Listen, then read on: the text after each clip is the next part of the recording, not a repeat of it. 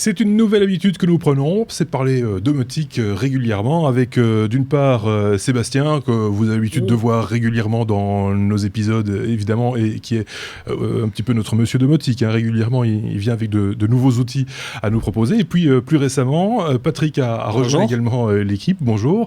On a parlé récemment avec toi de la caméra que nous présentait Sébastien, une caméra connectée sur réseau IP. On va généraliser avec toi et en même temps on va aller sur des trucs aussi un petit peu plus pointus. On va s'autoriser ça et on va commencer avec les fondamentaux de la domotique accessible, on va dire. On peut dire ça comme ça. Voilà, je pense que la domotique, on en parle depuis 20 ans, il n'y a pas grand chose qui a vraiment évolué sur 15 ans, 18 ans maintenant. Et ce qui se passe, c'est qu'on voit qu'il y a de plus en plus de systèmes qui sont ouverts, donc des systèmes open source. On parle aussi de tout ce qui est open sensor. Et donc vraiment la convergence de tout ça fait en sorte que maintenant on arrive vraiment des systèmes qui soient vraiment totalement ouverts et disponibles vraiment pour n'importe qui, pour des budgets qui sont qui peuvent être extrêmement acceptables au niveau de cela. Pour qu'on comprenne bien, parce qu'on en a déjà parlé dans ce podcast, des choses comme Raspberry Pi, des choses comme ça fait partie de cet environnement-là. Donc c'est du hardware là qui va te permettre justement de faire tourner des solutions qui sont open source et qui vont te permettre de pouvoir automatiser plusieurs choses chez toi. D'accord. Donc on est vraiment dans cette mouvance Arduino, Raspberry Pi, open source, open sensor. Même s'il existe des choses un peu plus atypiques de provenance asiatique, on va dire, tout à fait. Qui sont moins chères, qui sont plus accessibles. Voilà. Arduino, c'est de l'open source entre guillemets sur du hardware, donc c'est de l'open hardware, donc ce qui permet justement à des Chinois de faire des pièces quasiment identiques vraiment à bas coût. D'accord. Il y a aussi l'aspect software, des applications, on va dire, cadres qui existent et qui permettent déjà de mettre en place des choses relativement facilement, en fait. Oui, tout à fait. Donc, il y a plusieurs logiciels open source qui existent dans la domotique. Moi, on va parler ici plutôt de Domotix, qui est un logiciel qui est en open source, donc GPL v3, pour ceux qui s'intéressent à justement cette licence. Et donc, on parle vraiment de home automation plutôt que de Domotix, donc c'est vraiment de l'automatisation de tout ce qui se passe dans sa maison. D'accord. Et donc, ça va permettre justement de prendre le contrôle à distance d'objets, d'éléments domotiques dans ta maison, mais aussi d'avoir des notifications sur ce qui se passe chez toi. D'accord. Et aussi, justement, pouvoir automatiser des choses que tu fais tous les jours. Par exemple, quand tu quittes, j'aimerais bien que l'alarme se mette en route dès que je suis à 20 mètres de chez moi, que les rideaux se ferment, que la température de la maison baisse, etc. Ce sont vraiment toutes des automatisations qui sont possibles avec ce genre de logiciel.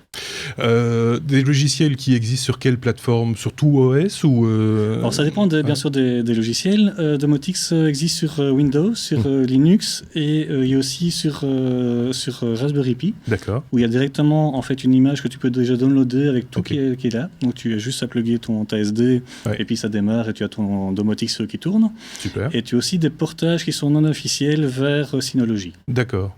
On ne parle pas encore à ce niveau-là de tout ce qui est accès remote, comme par exemple une tablette ou un smartphone qui pourrait éventuellement être interfacé avec le système. Là, c'est totalement indépendant de la plateforme dont on nous parle. Non, du tout, parce qu'en fait, Domotix, c'est un kernel, donc c'est un core qui est développé en C++, et au-dessus, il y a vraiment une interface en front-end qui est HTML5. D'accord. Donc, il est vraiment mobile, il s'adapte à vraiment ton mobile. Tu peux le faire sur ton smartphone, sur ta tablette ou sur ton PC. Ok. Sébastien, tu interviens quand tu veux.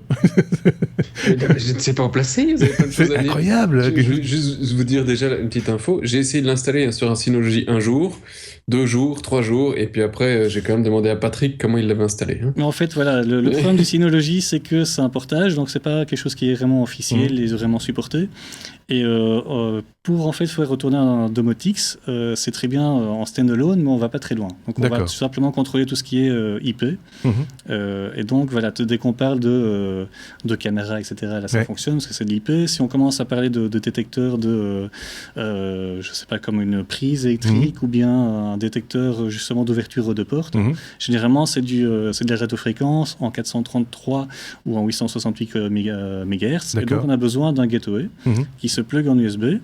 Et c'est là que les problèmes commencent à arriver, dans le sens où le Synology, il faut vraiment les bons drivers série vers USB. D'accord. Et c'est vraiment dépendant de la version du DSM, du logiciel qui tourne sur le Synology. Si je résume un petit peu ce que tu viens de nous expliquer, c'est en fait, ça commence à être compliqué quand on commence à interfacer différents mondes dans le même environnement, quoi. En fait, c'est l'idée. Oui, pareillement, en fait, si tu vas sur Windows, ça fonctionne très très bien. Si tu vas sur Linux, ça fonctionne très très bien. Si tu vas sur Raspberry, c'est vraiment un charme, c'est vraiment juste copier une image et ça fonctionne. Si tu vas vers le portage qui n'est pas vraiment officiel, là tu commences à avoir des problèmes. Donc sortir des sentiers battus n'est peut-être pas, ou alors pour quelqu'un comme toi, de confirmer dans la... Oui, mais c'est quand même du temps perdu pour faire... l'historique, c'est que j'ai commencé avec Domotix parce que j'ai vu sur un package sur Domotix, sur Synology, pardon. Et donc j'ai commencé à cliquer, vouloir installer, et puis c'est là que j'ai commencé justement à perdre du temps, et je pense qu'après un jour et demi, je suis directement passé sur Raspberry. D'accord. Et surtout, vu le prix du Raspberry, pour 50 €, tu vas pas te casser la tête. C'est un peu ça aussi. Ce qui est intéressant, c'est que quand on commence à faire la domotique, et on va en parler, mais c'est tout ce qui est mesure de l'énergie, on se rend compte qu'un Synology consomme consomme 60 watts, je pense, pour le mien, de mémoire. Et donc, avoir 60 watts qui tournent juste pour prendre certains signaux et les interpréter, il valait mieux prendre un Raspberry qui consomme 4 watts. Oui, c'est ça. Et là, il n'y a vraiment aucun problème. On ne doit pas commencer à avoir une grosse machinerie qui tourne juste pour interpréter quelques signaux. Qui fonctionne avec 4 watts et qui donc pourrait éventuellement être alimenté par batterie de secours. Tout à fait, exactement. De manière assez... c'est assez autonome en fait, dès le moment où on y chipote un petit peu. Je pense qu'on a bien planté le décor sur l'aspect Domotix et Domotix. On met bien sûr toutes les références en association avec cette vidéo oui, attends, j'ai pas... Tu voulais peut-être rajouter un truc tout d'un coup il se réveille. Je vais rajouter un truc. Vous savez qu'on a oublié un acteur majeur dans la domotique, parce qu'on parle de Raspberry, d'Arduino, etc. Il y a Intel avec son Intel Edison qui se branche aussi avec pas mal de parties d'Arduino, et Intel, contrairement à ce qu'on pourrait penser, c'est pas très cher. Ils proposent des circuits aussi à 50 €, 50 $, 50 €. On sait que la parité est parfaite en informatique. Et c'est un truc avec un dual core. Donc c'est pas des processeurs ridicules. On est déjà dans de la puissance pour rien du tout, quoi, pour 50 €. C'est tout petit. C'est à la taille d'une carte SD. Est-ce qu'on a besoin de beaucoup de puissance pour faire ce genre de choses? Tu me diras, ça dépend ce qu'on va connecter. Non, franchement, on n'a vraiment pas besoin de beaucoup de puissance. C'est juste interpréter certains signaux qui viennent de senseurs, et justement réaliser certaines choses. Donc vraiment en termes de puissance calcul, il n'y a vraiment rien à faire. Il faudrait vraiment un bol immonde pour que toutes ces informations arrivent en même temps. Raspberry peut vraiment prendre ça, mais sans aucun souci. Le seul truc qui prend le plus de charge chez moi, c'est juste le FTP quand les caméras de surveillance se mettent en route et qu'ils s'envoient. C'est le chose qui fait juste un petit peu monter le CPU, mais voilà. Des choses qu'on va détailler dans de futurs numéros, dans les prochains hors-série consacrés à la domotique. Ça fait quoi en gros, on pourrait dire ça comme ça, mais juste citer, tu en as déjà cité quelques-uns, on a parlé des caméras de surveillance. Alors tu as parlé de mesures également. Quel type de mesures, par exemple, peuvent être considérées comme faisant partie de la domotique Là, tu vas vraiment dans des domaines qui sont vraiment très divers, en fait. Donc tu peux regarder tout ce qui est... je vais catégoriser ça en plusieurs niveaux. Donc, on va dire tout ce qui est plug and play. Donc tu achètes dans le commerce, tu mets... Oui, c'est ça, par exemple. Donc là, on va parler de lampes. Oui, par exemple. Les Philips Hue dont on va parler, les prises électriques, des interrupteurs, des senseurs pour des stations météo. On parlait de Netatmo tout à l'heure. Si vous entendez l'orage derrière nous pendant que nous enregistrons, on aurait pu le prévoir, mais on n'avait pas de Netatmo sous la main. Et justement, tout ce qui est aussi des éléments de sécurité de type qu'on connaît déjà dans les alarmes. Donc c'est vraiment tout ce qui est les détecteurs infrarouges, les contacteurs de porte, détecteurs de fumée. Donc ça, c'est la première ce que je mets dans la catégorie de choses de plug and play sur le marché. Ensuite, il y a tout ce qui est un petit peu plus avancé, donc qui demande un petit peu de soit un tournevis pour installer, soit une certaine config. Et là, on va justement parler de tout ce qui est tout ce qui va être sonnette d'alarme, les compteurs électriques. C'est ça. Qu'est-ce qu'il y a d'autre? Les volets, tout ce qui est chauffage, même si on a un Nest, c'est beaucoup plus facile. Des choses qui, à la base, sont relativement fermées, finalement.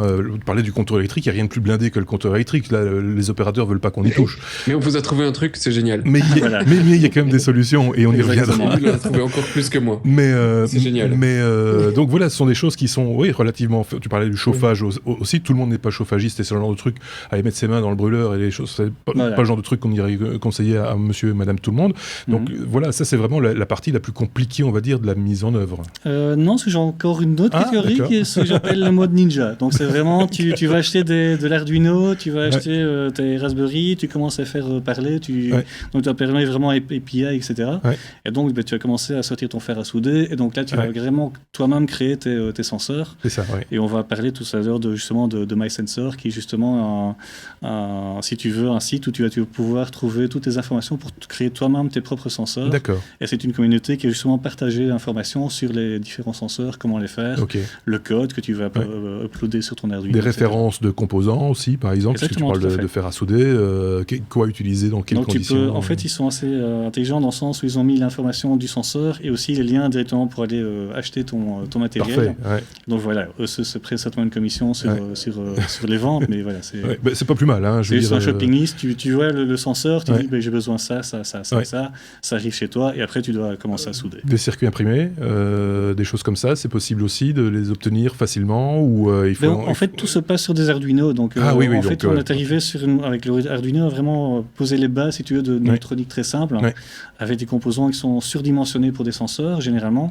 mais qui te permettent justement d'avoir quelque chose de très rapide sans devoir commencer à faire ce qu'on appelle un PCB, donc une carte là, je pense qu'on a mis l'eau à la bouche d'un tas de gens qui sont passionnés. Déjà, s'ils ont commencé à écouter ce podcast, c'est qu'ils étaient intéressés. Mais là, en plus, on leur a bien donné l'eau à la bouche. Je sais pas ce que t'en penses, Sébastien. Et c'est justement à ce moment-là que, suspense, on arrête tout.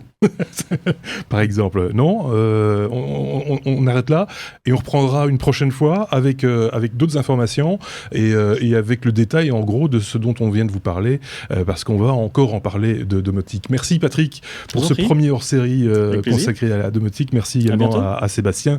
On se retrouve très prochainement. Au revoir.